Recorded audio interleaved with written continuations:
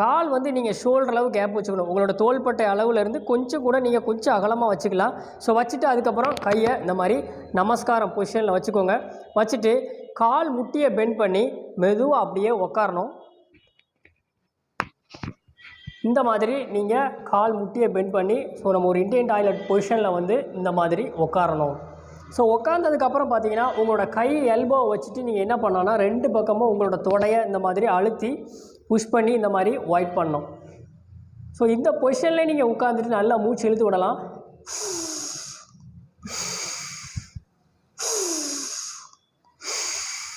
நீங்கள் இதில் ஒரு 10 கவுண்ட்லேருந்து 30 கவுண்ட் வரைக்கும் இந்த ஆசனத்தில் உட்காரலாம். இதே இதை நீங்கள் ஒரு 3 டைம்ஸாகவும் நீங்கள் தனித்தனியாக பண்ணினாலும் பண்ணிக்கலாம்.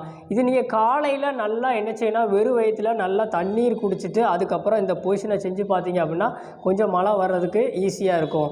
இப்போ சிலவங்களுக்கு இந்த மாதிரி நமஸ்காரம்